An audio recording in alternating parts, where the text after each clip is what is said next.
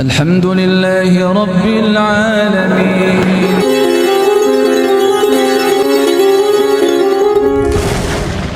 Dalam rangka itu kemudian dia memakai sesaji-sesaji. Kalau ditanya, oh ini kita mintanya kepada Allah deh, ini hanya sarana saja. Pertanyaannya, adakah Allah mensyaratkan sarana seperti itu? Kalau tidak mensyaratkan seperti itu, berarti itu syarat dari yang selain Allah, dan itulah kemusyrikan.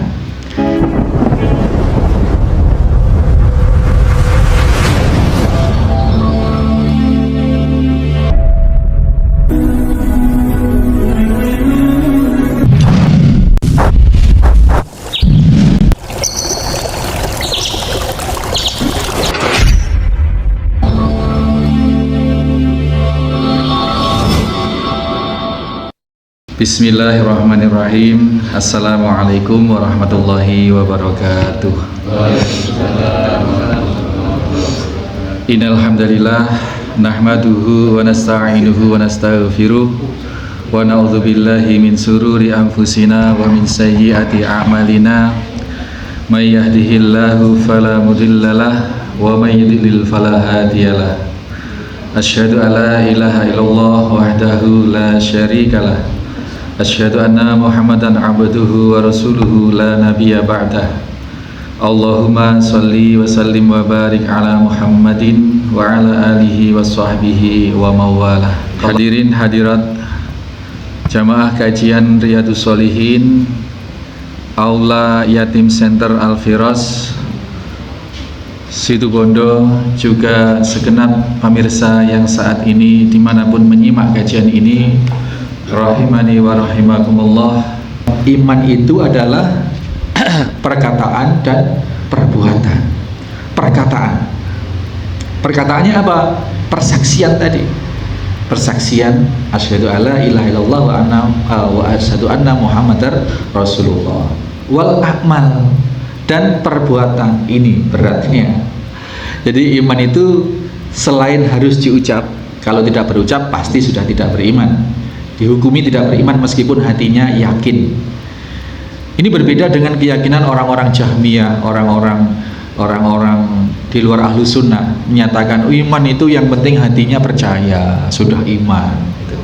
Tidak. Kaidah yang pertama bahwasanya ketika Rasulullah SAW ditanya oleh Abu Amrah satu perkataan tentang Islam yang tidak lagi butuh bertanya kepada orang lain, amantu billahi tsumastaqim, berimanlah kepada Allah, kemudian berimanlah kepada Allah, kemudian istiqomahlah. Faedah yang pertama yang bisa kita ambil adalah bahwasanya iman itu membutuhkan pembuktian.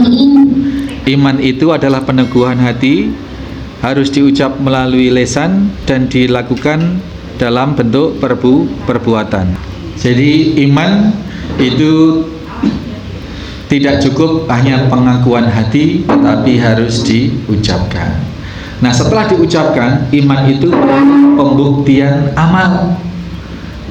Amantu billahi, beriman kepada Allah, konsekuensinya harus apa? Harus menyembah Allah. Asyhadu alla ilaha illallah, menyatakan bahwa tidak ada sesembahan yang boleh diibadahi kecuali Allah. Asyhadu anna Muhammadur Rasulullah, menyatakan bahwasanya cara menyembah Allah itu wajib memakai tuntunan yang dibawa oleh Nabi, wajib memakai cara yang Allah mau, yakni yang dibawa oleh Nabi Shallallahu Alaihi Wasallam. Percaya kepada Allah, Pak, sudah bersyahadat, tetapi cara mencari keselamatannya pakai cara selain yang Allah ajarkan. Allah ajarkan apa cari keselamatan itu? Ista'inu bis-shabri was-shalah. Cukup carilah keselamatan, gapailah keselamatan, mintalah pertolongan pada Allah agar selamat dengan metode sabar dan sholat. Cukup. Jadi kalau masih ada orang cari keselamatan pakai bakar kemenyan, nggih, cari keselamatan agar panenannya melimpah, Dan kalau nanti sudah dipanen, dijual mudah, dapat untung banyak. Dalam rangka itu kemudian dia memakai sesaji-sesaji. Kalau ditanya, oh ini kita mintanya kepada Allah deh, ini hanya sarana saja. Pertanyaannya, adakah Allah mensyaratkan sarana seperti itu? Kalau tidak mensyaratkan seperti itu, berarti itu syarat dari yang selain Allah, dan itulah kemusyrikan. Agar enteng jodoh, puasa neton. Puasa neton apa? Neton niku bukan kelahiran. Jadi kalau orang Jawa itu, terutama orang kuno, itu tanggal bulan tahun itu nggak penting, Pak. Pokoknya lahir yang dititeni harinya. Nah sekarang ada Pak Haji Faidul Manan, itu dulu pasti lahirnya hari Rebu, maka orang tuanya ngasih nama Rebu. Pak Rebu, Pak Haji Rebu, nggih Pak Haji, Rebu.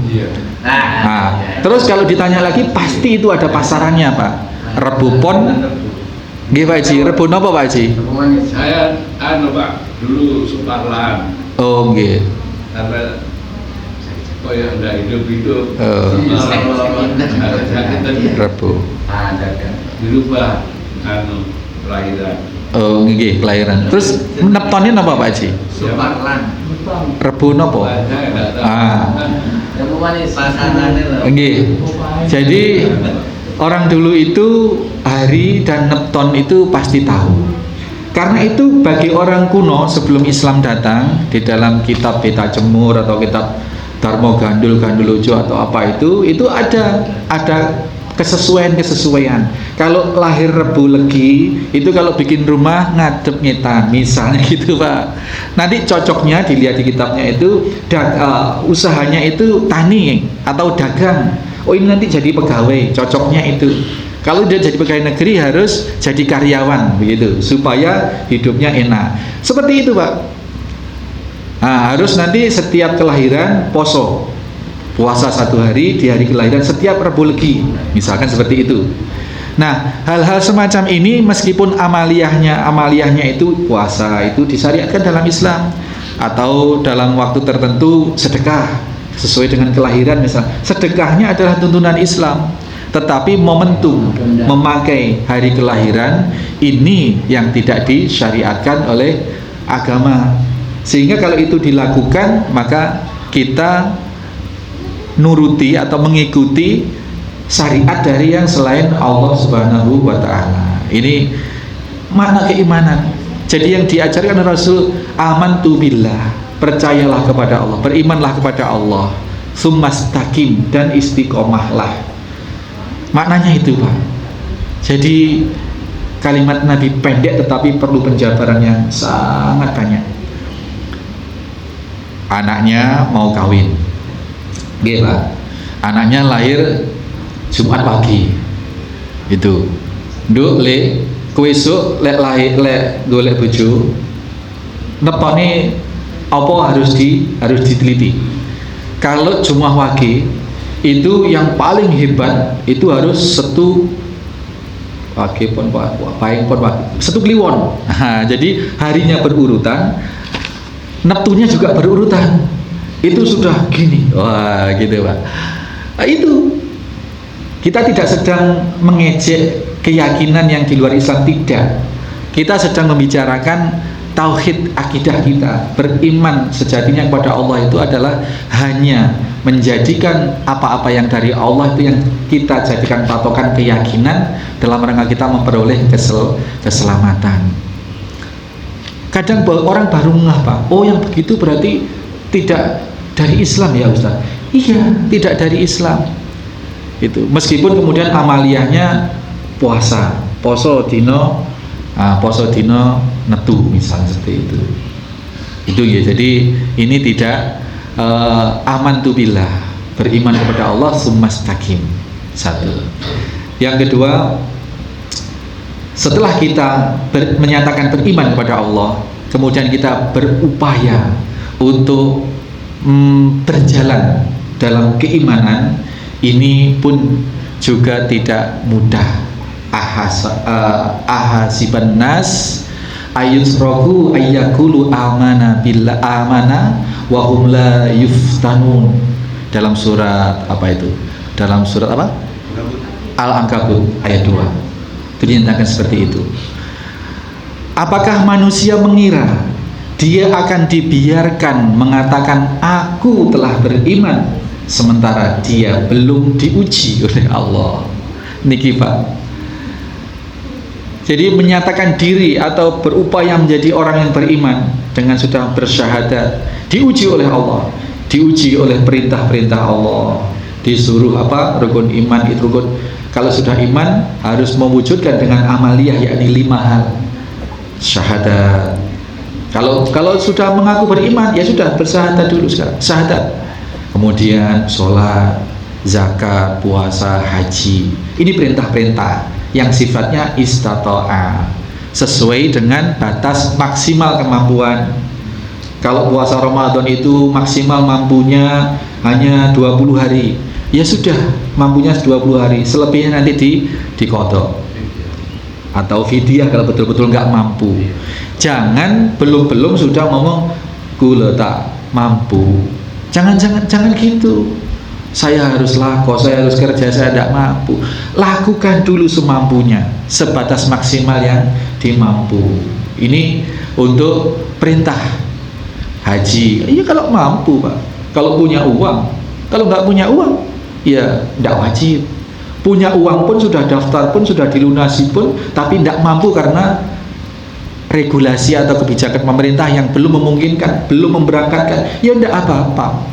Saya itu tahun 2000 berapa itu sampai lupa saja, 12 apa 13 awal itu daftar, sampai sekarang itu belum dipanggil, ya nggak apa-apa, berarti kan memang belum mampu.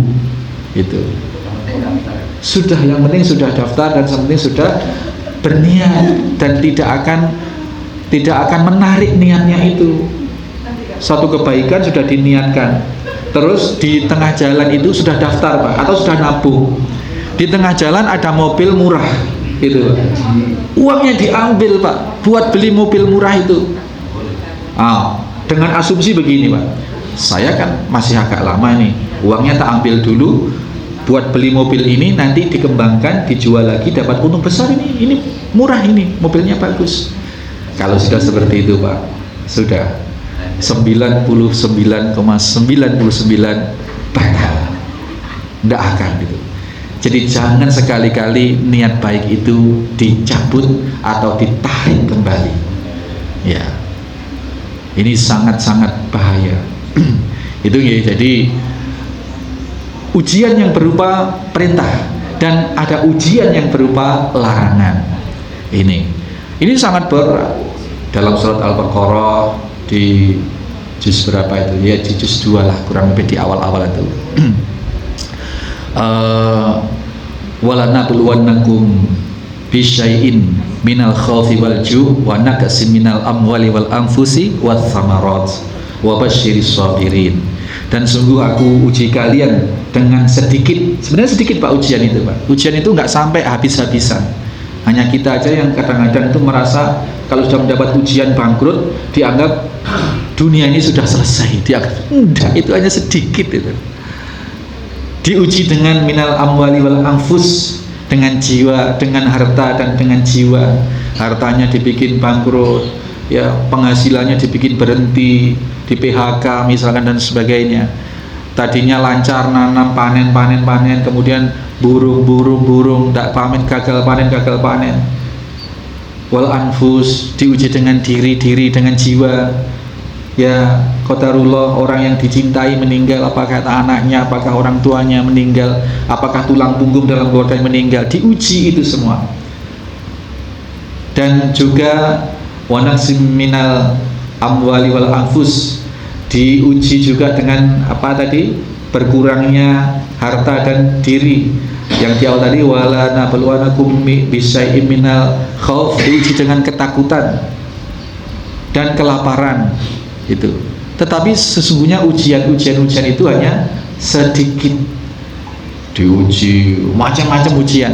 Nah, ketika dibenturkan dengan ujian itu, bagaimana dia tetap sikoh, lurus, kokoh di jalan Allah, bersabar atau tidak, gitu ya.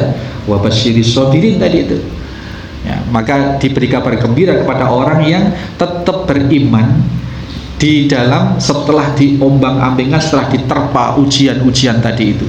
Diuji dengan perintah-perintah, lakukan perintah-perintahnya. Sholat, tidak pernah berhenti sholat. Tuh. Dilarang untuk tidak berbuat begini-begini, tinggalkan.